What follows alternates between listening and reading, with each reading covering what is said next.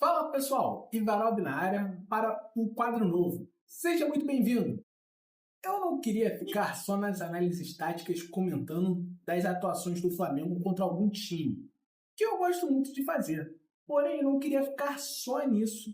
Acho que um canal tem que ter variedade de conteúdo. Então decidi criar o Ivarob Resenha, um quadro onde eu comento de futebol, mas não necessariamente envolvendo o Flamengo. Como, por exemplo, no quadro de hoje, vou falar da seleção brasileira. Mas antes, não se esqueça de fortalecer o canal. Em poucos toques ou cliques, você ajuda o canal a crescer sem me pagar nada e sem sair do lugar. Conto com seu apoio. Agora, sem mais conversa, vamos logo para o que interessa. O tema da primeira resenha é a seleção brasileira de futebol. Galera, vou confessar uma coisa para vocês. Eu nunca fui torcedor da seleção brasileira. Nunca, talvez seja uma palavra muito forte. Talvez na Copa de 1998, que eu era muito novo, e na Copa de 2018, que eu estava muito patriota naquele ano e só. De resto, sempre torci contra. E por quê? Por 3 motivos. O primeiro era mais para ser um do contra. Motivo bem idiota para dizer a verdade. Então, amistoso, Copa América, Copa do Mundo ou qualquer outra competição oficial, eu sempre torcia para os adversários do Brasil. O segundo motivo, eu sempre achei seleção sem graça. Eu gosto de futebol por causa do meu time, não por causa de seleção. Eu fui a primeira vez ao estádio para ver meu time. A minha primeira camisa de futebol foi do meu time. Minhas maiores alegrias no futebol foram com o meu time. E olha que eu nasci numa fase boa da seleção que dava muitas alegrias ao torcedor. Então, todo aquele ambiente de competição oficial eu achava forçado. Terceiro motivo, e esse não é idiota não, é o calendário lixo da CBF, que enche o calendário de jogos. Tem times que fazem mais de 70 jogos por ano, e isso é só aqui no Brasil. Aí vem uma data FIFA inútil, o clube tem que jogar desfalcado num jogo importante do Campeonato Brasileiro ou da Copa do Brasil. E, olha a palhaçada que fizeram em 2021 e 2024. O Flamengo e outros clubes jogaram sem importantes jogadores por 10 rodadas do Brasileirão por causa da Copa América. Aí eu tenho que torcer para a seleção por causa disso? Não tem como. A CBF pune os clubes com esse calendário maldito decidido por federações e clubes que não são desfalcados na data FIFA. Ou você acha que um clube do Nordeste vai votar para beneficiar Flamengo e Palmeiras? Claro que não. Cara, mas isso me incomoda. Eu, com a mentalidade que eu tenho hoje, eu queria torcer para a seleção na mesma intensidade que torço para o Flamengo. Só que, por causa do terceiro motivo, eu não consigo. Se mudar o calendário sem punir os clubes, eu torço para a seleção. Podem me cobrar. Tanto é que, nesse vídeo, eu vou fazer como se eu fosse um torcedor da seleção. Olha só. Olha aqui, ó. Camisa de 94. Olha só. A seleção brasileira foi um amor nacional. As pessoas vibravam pela seleção em frente à TV. As pessoas decoravam as ruas em período de Copa. E a cada ano que passa, o carinho dos brasileiros pela seleção só diminui. Por diferentes motivos. Eu acredito fortemente em 3. O primeiro, eu já falei que é o calendário lixo. Diferente do italiano que torce para a Juventus, por exemplo, que fica feliz quando o jogador do time dele é convocado para a seleção italiana, eu não tenho a menor alegria de ver jogador do Flamengo convocado para a seleção. Tenho certeza que o palmeirense, botafoguense, torcedores de outros clubes também não. O jogador desfalca o meu time num jogo importante do Brasileirão porque ele está lá na seleção perdendo o ritmo de jogo ou correndo o risco de voltar lesionado. Final do mês tem final da Copa Libertadores. Não era nem para ter jogador do Flamengo e do Palmeiras nesses amistosos. Mas eu vou ficar quieto para não sair do personagem. O segundo motivo, o local onde joga. Mês passado, a seleção jogou na Ásia contra Coreia do Sul e Japão Esse mês vai jogar contra Senegal em Londres e contra a Tunísia em Lille, na França. A seleção brasileira joga na Ásia, na Europa, nos Estados Unidos, menos no Brasil, exceto os jogos das eliminatórias. Olha que absurdo. Sem brincadeira, eu acredito que nos últimos 20 anos a seleção jogou mais em Londres do que em qualquer estádio brasileiro. E olha que temos estádios de altíssimo padrão, totalmente capazes de receber um amistoso da seleção.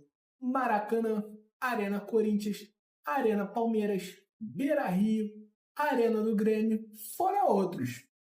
Aí como você quer criar uma identificação com o torcedor se a seleção do próprio país joga mais fora do país do que aqui? Não tem como. Passa a fazer amistosos aqui no Brasil. Temos estádios para isso.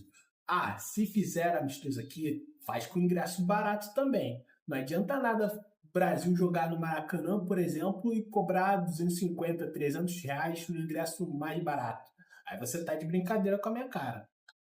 Terceiro, a convocação. Senta que lá vem polêmica. Presta atenção. A seleção brasileira é a maior seleção de todos os tempos. Eu disse a maior, não disse a melhor. E eu acredito 100% nisso. Sabe por que eu acredito nisso? A seleção brasileira é a única seleção que foi para todas as Copas do Mundo. Maior vencedora de 2 torneios da FIFA, a Copa do Mundo e a Copa das Confederações. Maior medalhista olímpica no futebol, com 7 medalhas. E pela boa quantidade de jogadores, mesmo em má fase, sempre é considerada uma das favoritas para ganhar qualquer torneio que disputa. Sendo a maior seleção de todos os tempos e sendo a favorita nos torneios que disputa, só tem que ter jogador de time grande. Não me venha com jogador que atua em clube de meio de tabela ou de uma liga inexpressiva que ninguém assiste. Eu vi um corte do podcast do Romário entrevistando o Galvão Bueno. E o Galvão falou que o meio-campo do Brasil só tinha jogadores que atuavam em time pequeno ou meio de tabela da Premier League. E eu concordo com ele. Mas aí veio a galera dizendo: ah, mas a seleção de 2002 tinha fulano que jogava no clube X. Ah, mas na seleção de 1994 tinha Beltrano que jogava em clube Y. A maioria errados. Os caras enxergam a situação atual do clube e acham que era a mesma há 20 ou 30 anos atrás. Todo time tem aquela fase boa, que só tem craque no time, o time está ganhando vários títulos, e tem aquela fase ruim, lutando contra o rebaixamento, só pereba no elenco. Cara, futebol é fase. Todo time tem altos e baixos. Eu não vou falar jogador por jogador, porque senão vai ficar um vídeo gigantesco. Ah, outro argumento que eu li. Ah, mas a Argentina também tem jogadores de times pequenos. Tá errado também. Cara, rapidinho. Eu tenho uma lista de equipes que eu odeio e não torço de jeito nenhum. E a Argentina é a única seleção nessa lista. Simpatizo com uma ou outra seleção. A maioria eu nem ligo, porém a Argentina é diferente. Eu odeio esses caras. Provavelmente lá na minha infância, na fase que eu era do contra, eu já torci para alguns jogos para a Argentina. Mas com a mentalidade que eu tenho hoje, eu me envergonho. Posso até não ser um grande patriota fanático pela seleção, mas torcer para a Argentina já é demais. Esse mico eu não pago de novo. Mas vamos voltar para o vídeo. Tá errado porque, primeiro, a seleção da Argentina não tem que ser um exemplo de nada pra gente. Futebol feio, catimba, porrada, títulos suspeitos, as 3 Copas do Mundo dos caras foram bem suspeitas. Mano, os caras drogaram o jogador brasileiro na Copa de 1990 e eles se orgulham disso. Hoje eu tenho que aturar Enzo mongoloide com a camisa do Messi dessa seleção nojenta. E ainda falando que o Messi é melhor que o Pelé. Enfim, a Argentina não tem que ser exemplo de nada pra gente. Segundo, porque por mais que eu odeie a seleção da Argentina, eu tenho que admitir uma coisa. Eles são tão favoritos a ganhar os torneios que disputam quanto o Brasil. Se começar uma Copa América amanhã, Argentina e Brasil seriam os favoritos ao título. Na Copa do Mundo é a mesma coisa. Vai ter 2 ou 3 seleções europeias favoritas, mais Brasil e Argentina. Ou seja, se eles convocam jogadores de times pequenos ou de meio de tabela lá, também está errado. Mas vamos voltar para a seleção brasileira. Para o jogador ser convocado, ele tem que ser titular ou aquele reserva que entra constantemente e jogar em time grande. Tem que ser jogador de time grande, galera. Nós estamos falando da maior seleção do mundo. Não dá para ter na maior seleção do mundo um jogador que atua num time que, se o time dele terminar em 8º no campeonato, tá legal, tá maneiro. O time do cara não tem pressão da torcida, da imprensa, da diretoria por títulos. Aí vai levar um jogador desse para uma seleção que é obrigada a ser campeã. Pô, para, galera. Imagina numas oitavas de final de Copa do Mundo. O técnico olha para o banco e a opção na reserva é um cara que joga num clube que terminou em 12º colocado no campeonato. Pô, patético. Só pode ter jogador que joga em time grande ou competitivo na Europa, porque lá tem os melhores campeonatos, os melhores times e os melhores jogadores. Se não for possível chamar só jogador que atua em clube grande da Europa, na maioria das vezes não vai dar, chama jogador de time grande do Brasileirão. Pronto. Na Copa de 2002 tinha jogadores do Flamengo, São Paulo, Cruzeiro, Corinthians, Grêmio, Palmeiras e Atlético Paranaense, que naquele ano era o atual campeão brasileiro. Dessa lista de convocados para os amistosos contra Senegal e Tunísia, no meu critério estariam fora Bento, Bruno Guimarães, Fabinho, Lucas Paquetá e Luiz Henrique. Com exceção do Hugo Souza do Corinthians, que é goleiro, eu tiraria da lista jogadores de Flamengo, Palmeiras, Cruzeiro e Vasco por causa desse calendário. Esses clubes têm grandes decisões até o final do ano. Aí a burra da CBF tira jogadores desses clubes para amistosos inúteis. Como que um flamenguista ou um palmeirense vai torcer para a seleção brasileira se a CBF sequestra os jogadores dos nossos clubes? Não tem como. Isso sem falar dos jogadores de outras seleções que, por causa desse calendário lixo da CBF, as seleções de outros países rapelam os clubes brasileiros e isso também é culpa da CBF. Mas voltando, na Premier League só deveria ter jogadores na seleção se ele joga no Liverpool, Manchester United, Arsenal, Chelsea, Manchester City e Tottenham. Na Série A da Itália, só Juventus, Inter de Milão, Milan, Roma, Lazio, Napoli e Atalanta. Tá? Sim, a Atalanta. Porque não é um time grande, correto? Porém, esse time está há uns 10 anos terminando só no G4 lá na Itália. Na La Liga da Espanha, Real Madrid, Barcelona e Atlético de Madrid. Ponto. Bundesliga, Bayern de Munique, Borussia Dortmund e Bayer Leverkusen, que também não é um time grande, mas se enquadra no mesmo critério da Atalanta. Na Liga 1 da França, PSG, Lyon, Olympique de Marseille e Mônaco.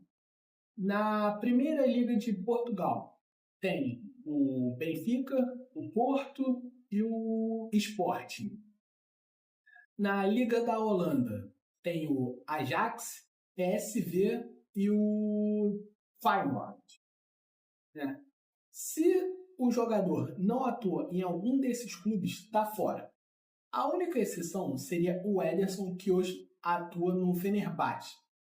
Eu não considero o clube turco um dos maiores clubes da Europa, só que o Ederson é um dos melhores goleiros do mundo.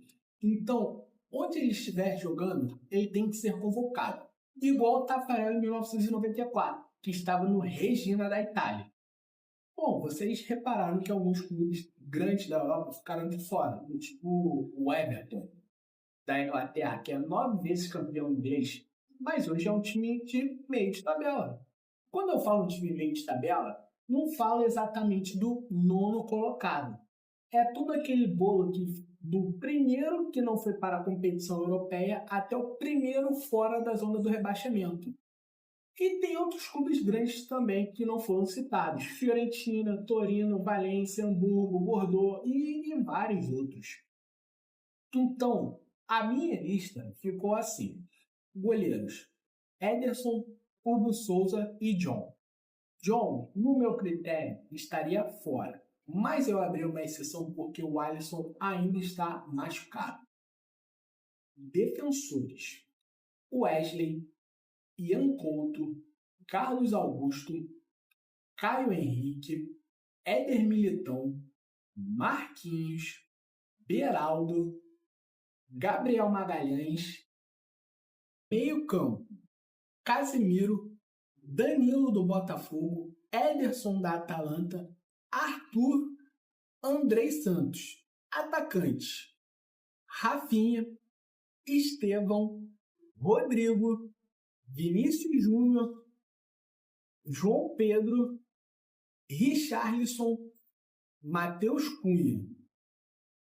Se eu não pulei nenhum jogador, deu 23 jogadores.